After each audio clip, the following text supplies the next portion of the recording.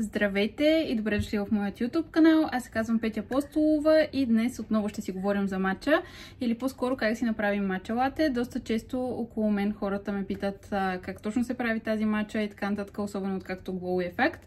Затова днес ще покажа нагледно как точно се случват нещата. Така че гледайте, надявам се да ви е полезно. Ето тук в кухнята съм си обособила до кафемашината и един матча кът, където си имам всичко необходимо. Чакам сега и едни други неща, но ще ги видите по-нататък в следващи влогове. И аз си взимам сега всичко необходимо и ще ви покажа как точно се случват нещата. Те са ни необходими купа, в която да си разтворим матчата, един часен. По принцип може да използвате и бъркалка за фрапе, ако си имате вкъщи, една мерителна лъжичка, с която така да си отмерим лесно колко матча ни трябва, за да може да нямаме никакви бучки в матчата. Това е най-важната съставка, висококачествена матча. Аз ви показвам тази на Glowy, висок клас, церемониална матча. За да ви хареса латето, просто трябва да си вземете хубава матча. Това е най-ключовото. И сега ще си взема мляко от хладилника. Днес ще използвам овесено мляко. Ето това.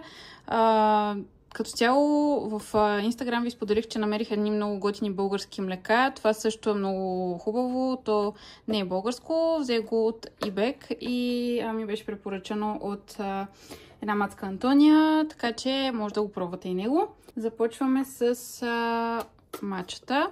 Показвам и тук цвета. Страхотен цвят. Просто толкова я подбирах и толкова и се радвам, че и трябва да си отворя скоро ново тинче, между другото. Аз слагам горе-долу 2 до 3 грама. Гледам да не прекалявам. Реално перфектната пропорция е около 2 до 4 грама. Колко силна искате да бъде.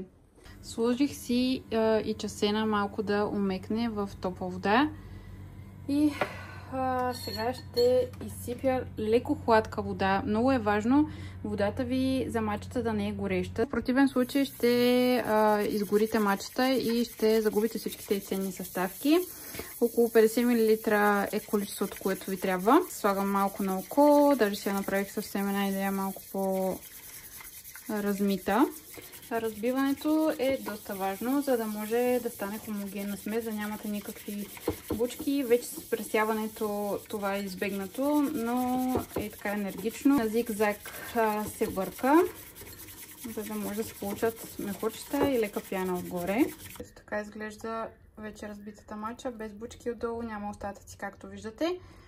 Ще си правя студена матча, за това слагам малко лед преди да сложа матчата. Като цяло може да я пиете топло, студена, просто е важно как сте я приготвили, с колко топла вода, за да не изгаряте ценните съставки. Вижте само цвета. Добавям си млякото. Може да си сложите подсладител по избор. Самата матча има леко сладникав вкус и според зависи от млякото, което слагате, също може да има такъв. Цяло е до напасване на вкуса, как ви харесва на вас. Аз просто не обичам. Понякога си слагам сироп от форми. Отварям, слагам си една сламка и ще продължим разговора очи в очи. В общи линии, както видяхте, нищо сложно. Най-важното е да не използвате прекалено гореща вода. Пропорцията е с напасване на вашия вкус, дали искате да бъде по-силно или по-слабо. Също така мляко по избор може да слагате, подсладител, може да я пиете както на вас ви харесва. Ще ви оставя долу в описанието пропорциите. И се надявам следващия път, когато си го правите, да го направите по този начин и да му се насладите възможно най-много. И така, до следващото видео. Надявам се да ви е било полезно и така малко да съм ви разяснила нещата. Може да ми зададете и други въпроси в коментарите и с удоволствие ще отговоря. И до следващото видео.